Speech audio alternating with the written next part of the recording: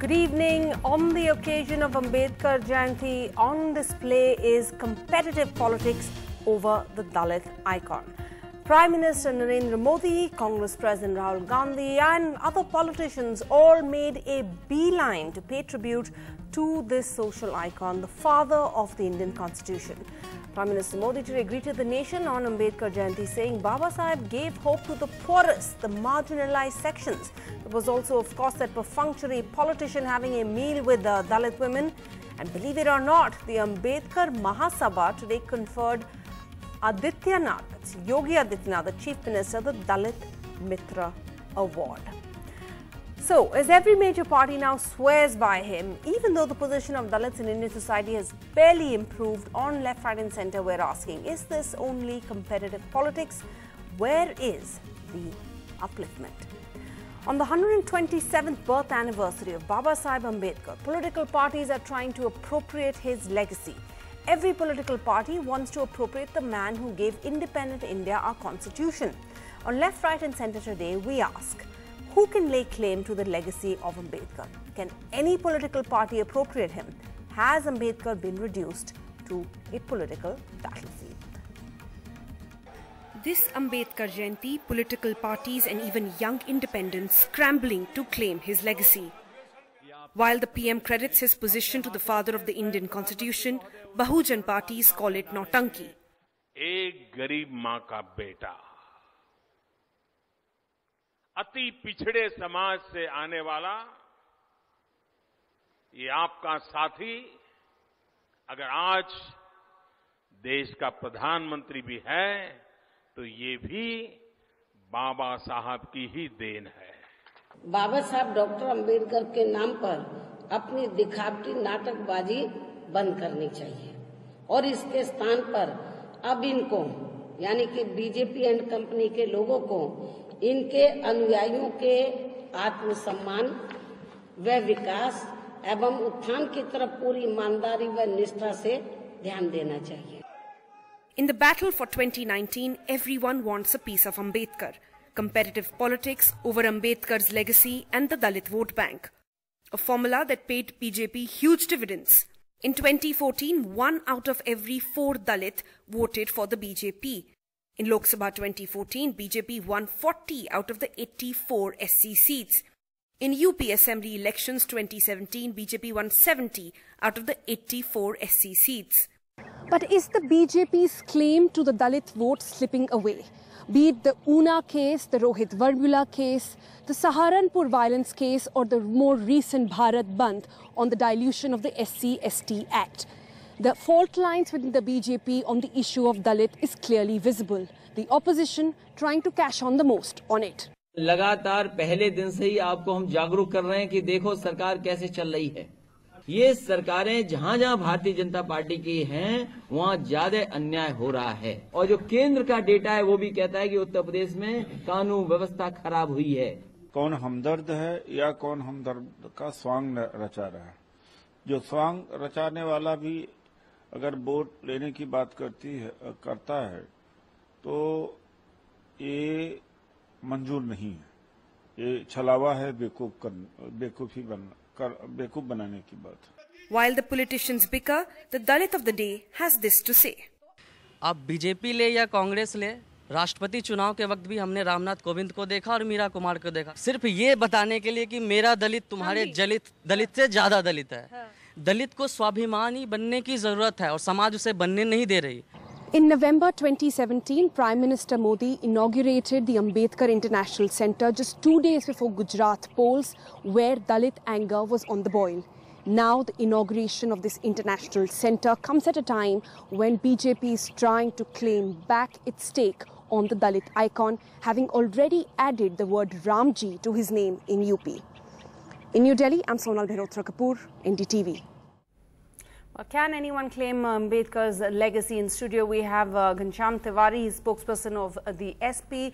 We have Deshratan Nigam, an advocate and RSS thinker, Vaibhav Kumar, the editor of the Dalit News Network, and Adil Singh, Boparai, Congress spokesperson. Mr. Nigam, let me start with you. Let me get straight to the point.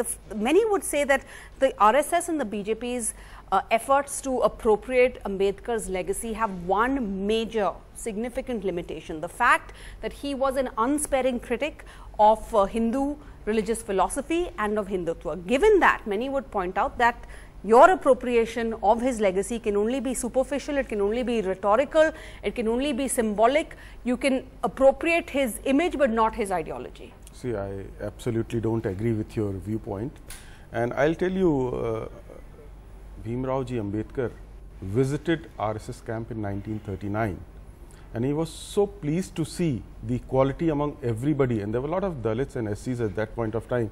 He said, that's the only place in India I saw the equality among everybody. It's on record. It is on record. And Mahatma Gandhi also said in 1934 while visiting that at that point of time untouchability was highly prevalent. He said he did not see anything in the RSS camps and chakas. That is the legacy we have. What is being spread by others is none of my concern. We work on the ground, and let me tell you the latest that we are doing in the field of social integration. Let me just 1 minute complete it. We are training Dalit priests to be a priest in the temples. We are running a program in many thousands of villages, which is one well, one temple, one crematorium, to have that kind of social integration. See what Dalits need. They are very simple people. They want social upliftment at the same time, and we are working on the ground irrespective of what parties say. We don't. Okay, that may be what you're doing on the ground, but explain to me how does the BJP or the RSS, for example, mobilize a Dalit vote when it would run the risk of alienating your core supporter, right? The upper class or the OBCs, which we, let's all admit, are not as comfortable with Dalits today. Would that not be we don't make any distinction. To be walking on? Isn't it not a dilemma ideologically for you? No, there is no dilemma. We believe in constitutional values which are there, and on the ground, if you visit any of our shakas, there are no distinction on the basis of caste lines. If you know about RSS and RSS style of working, there are no distinctions in shakas. People don't even know the caste of each other. Please go and visit. Women also. Yes, women. There is a Rashtriya Sevika Samiti also. They have separate shakas out there, and you don't know the caste of people. They are working on the grounds. That is what we are. All right. Adil, let me ask you a separate question. You may say that, you know, the BJP is a party of Brahmins, of Banyas, but the fact is in 2014 they got more votes, more of the Dalit votes than the Congress did. The Congress's vote actually representation went down. In fact, they got more than even the BSP, which is supposed to be a party of Dalits. Well, that may be so in 2014, but let's see how facts stand. The BJP and the RSS suffers from selective amnesia. Now let's go back in history. 1949, the RSS mouthpiece sullied the image of Dr. Ambedkar. They criticized him, they targeted him, and the reason for this disagreement was that the RSS wanted the Manu Smriti to be the basis of the Indian Constitution, which was stridently opposed by Dr. Ambedkar and the others. This is point number one. Point number two, let's understand that there is a huge chasm between the BJP's rhetoric and delivery. Anant Hegde, their union minister, compares Dalits to dogs. Can there be anything more obnoxious than this? Was any action taken against him? I think the BJP needs to respond in that. The Modi government has held back on scholarships for the Dalits to a tune of 12,000 crore rupees. Again, do we see any delivery on this count? Atrocities against the Dalits, this is MHA data, this is not Congress party data, has said that atrocities against the Dalits has manifoldly increased in the past 4 years. Now this is the reality. Their MP in Saharanpur unleashed violence against the Dalits. We've seen Bhima Koregaon, how those RSS cadres, they were fomenting violence, they were beating up young Dalit boys, and the mastermind of all this is I object, I take Please serious. allow me to complete. You don't have a single evidence with you. Let me complete. Let's take the example of Una. Young Dalit boys were flogged. Did we see the Prime Minister saying anything? Take the case of Rohit Mehmula. It was a case of state-sponsored abetment to suicide. And what do we get from the BJP? Just symbolism, lip service. So that's the problem with the BJP. This is reflective of their anti-Dalit mindset.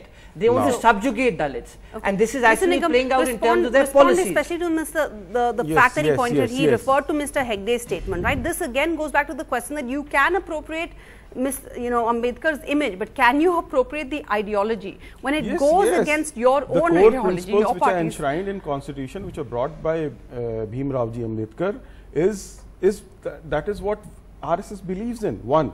Secondly, Not a single shred of evidence has come into the court about RSS atrocities against Dalits. One. Secondly, he talked about Rohit Vemula. In the previous 10 years, 8 suicides took place in Hyderabad University.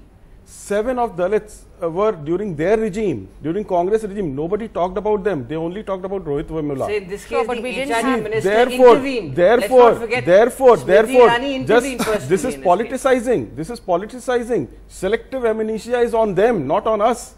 They do not talk about those 7 suicides. They only talk about Rohit Vemula. Sir, very deftly. we're talking All, about government What action was taken against Anand all Hegde? 8 suicides Okay. were bad, not only Adil, Rohit Vemula's. Adil, my question to you is, yes, you may claim that they have, suddenly woken up with this newfound love for Ambedkar. It's politically expedient, of course, with the elections around the corner. But the fact is the BJP has beaten you at your own game, right? It's almost as if the Congress is crying, it's a case of sour grapes.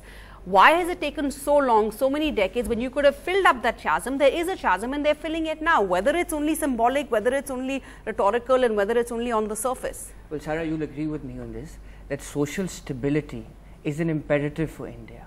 As long as we don't preserve our syncretic culture, we'll degenerate as a society. I think all of us on this panel would agree on this. Please understand, Dr. Ambedkar's vision was of social and economic equality. This is antithetical to what the RSS stands. What does the RSS stand for? Hate, bigotry, communalism and casteism. But it strongly doesn't object. but you haven't answered my question about whether you had ignored the Dalit community and whether the BJP, you're just waking up to them also because the BJP has. I'll give you You didn't answer tangible, that I'll give Why you did tangible the- illustration. why the Dalits left you? Why did Narega the Dalits- benefited the Dalits. Please The rate tell of me- poverty, was there are- drastically reduced there on are account N of numbers Narega. of schemes There which are are But they still schemes didn't being vote. But they initiated. still didn't vote for But the look at the Congress. kind They of didn't vote violence for which is you being because unleashed. you were wrong. Then maybe 2014, you'll see 2019 is going to come out with a different narrative. You're not an Antaryami. Okay, one second. diluted Let's the go across to SC/ST. Vaibhav. You are not an Vaibhav, Antaryami. the fact is the Modi government has brought Ambedkar into the center stage of national conversation. Now, whether it's symbolic, whether it's just superficial, all of that, that's the point. But where is the actual reform? Where is the actual legislative reform that is going to lead to any upliftment of Dalits? Yeah, actually, reducing Dr. Ambedkar to a mere Dalit icon is really a pity. It's a pity actually. Just because Dr. Ambedkar is being revered and respected by the Dalits of the country does not mean that BJP should try to woo some Dalit votes on that basis. We saw Una happening. Congress too. We saw Una, just let me complete. We saw Una happening, and BJP MLA from Hyderabad, Raja Singh, said it's good that this happened because they were killing cows. And Dalits don't want to be priests of temples. They want higher education, and they want. That's a good point. Yeah, they want safety, security, and equality, an egalitarian society which is casteless. Can somebody tell me that how many movements RSS in the last 3 decades or so carried out against the casteism to annihilate caste? How many movements have been there? We don't believe in movement, we work on the ground. No, where's the work? We are not politicizing. Where's the work? No, but for political example, parties. you've had 4 of your own MPs in UP who have spoken out. They've raised misgivings about the Adityanath government's handling of Dalits. The BJP government's own See, MPs, I right? wish the BJP spokesperson was here to answer that specific question. We but do too. Let me They tell you. refuse to take questions. No, but let me tell you one thing, that BJP has an internal mechanism to solve it. And I hope they will solve these issues of if there is some kind of a... If they truly believed in Ambedkar and his legacy, then they should have been already acting on it. No, not waiting I'm sure they are working on Can it. they I'm ensure- sure because The RSS is hoping that I they have are. no Can they information ensure on their internal Can they mechanism. ensure the barat of that groom in Kasganj without rerouting it, See, citing law and order nobody- situations? no, Can let anybody me- ensure? let It me- is the basic human right. Let me answer you there. I agree. I'm not saying that, see, Dalits are non-violent people.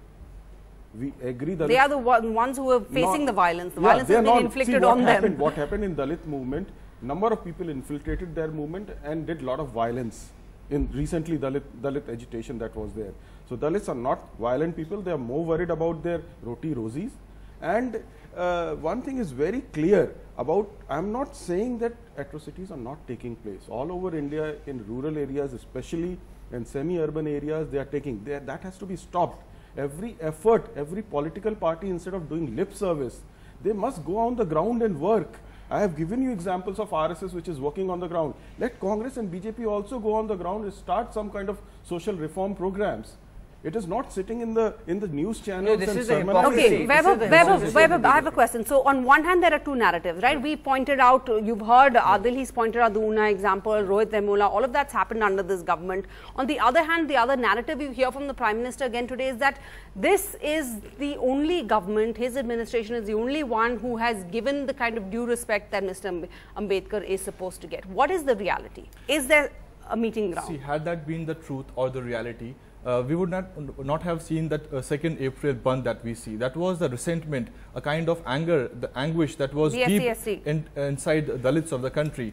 Right from Una to Kasganj and Rohit Vemula's issue, they are demanding dignity, some kind of respect in society, and I think a mere love for Dr. Ambedkar does not solve BJP's problem in this case. And not those statues, whether they're in saffron or whether they're in blue, is that helping him that's very offensive for, anybody's yes, situation? That's very offensive for the Dalits as a whole, putting Dr. Ambedkar in a cage, in the garb of securing Dr. Ambedkar's statue. That's a law and order situation, that's your problem. And we see Itawa, Member of Parliament, Chotelal, Kharwar, then there is Upendra, there is a one MP, Upendra, he's also raising his voice time and again. And there are around 8 Member of Parliaments in BJP who are raising their voice from inside the party.